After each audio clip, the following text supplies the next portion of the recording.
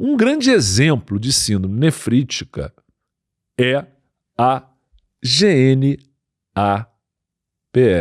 ou GNDPE, melhor dizendo, né?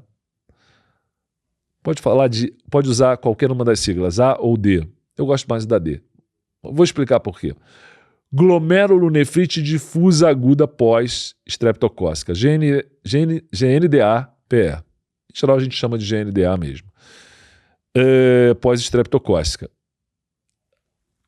A GNDA-PE, a glomerulonefrite difusa aguda pós-estreptocócica, é um grande exemplo de síndrome nefrítica.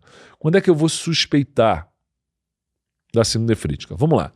As características clínicas. Como acontece? O que eu tenho de quadro clínico laboratorial? Será que é preciso fazer uma biópsia renal? Então vamos lá. A glomerulonefrite difusa aguda pós-estreptocócica, como eu estou falando, ela é pós-estreptocócica. O paciente apresentou uma infecção pelo Streptococcus beta-hemolítico do grupo A de Lancefield, famoso Piógenes, que pode ter sido uma infecção na amígdala, uma amidalite, pode ter sido uma infecção cutânea, um impetigo, uma infecção de pele.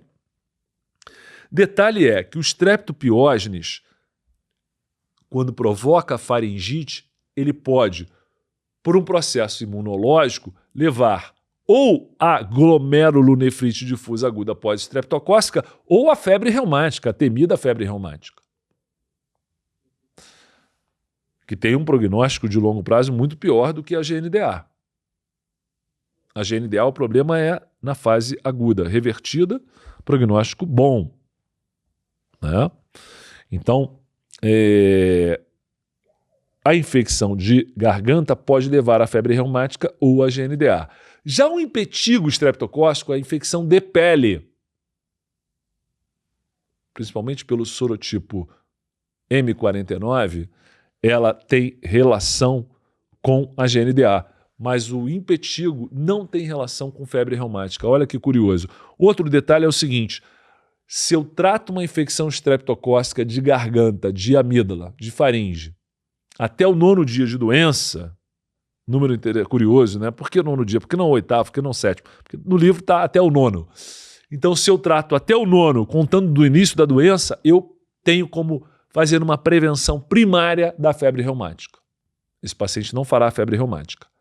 Porém, o tratamento de um impetigo, ou mesmo de uma faringite, de uma cepa nefritogênica num paciente predisposto, o tratamento em tempo hábil dessa infecção não vai impedir a GNDA.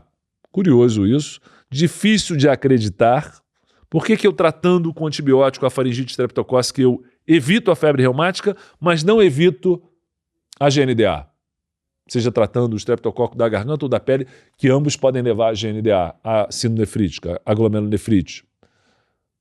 Não há uma explicação bem dada sobre isso, mas a verdade é que, nesse caso, mesmo tratando adequadamente, eu não tenho como evitar, se o paciente for predisposto a GNDA. Não tem como evitar. E é difícil de entender isso, mas na prática isso já me foi confirmado. Eu tinha dificuldade de acreditar nisso até ver um paciente que fez um impetigo, tratou adequadamente e mesmo assim fez a GNDA pós-estreptocócica. Muito bem. Vamos lá. Então, reforço. Tanto infecção de pele como infecção de faringe pelo estreptococo podem levar a GNDA.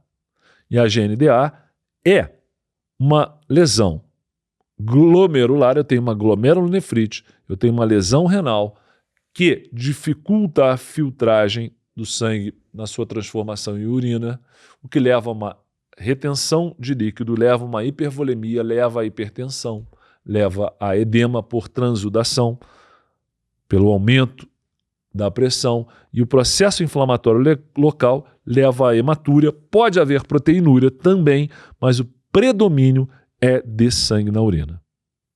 É um processo imunomediado, eu tenho uma infecção estreptocócica e depois, por um processo imune desencadeado pelo estreptococo, por esse processo imune onde tem anticorpo ligado ao antígeno, o paciente evolui com a GNDA, né? O fato de haver um processo imune em atividade faz com que o complemento C3 seja consumido e assim diminuído nesse paciente. Um paciente com síndrome nefrítica com GNDA pós-estreptocócica, tem C3 diminuído. Se não estiver diminuído, começa a desconfiar de que meu diagnóstico esteja errado. Então, acho interessante a gente apresentar os detalhes que fazem pensar na síndrome nefrítica.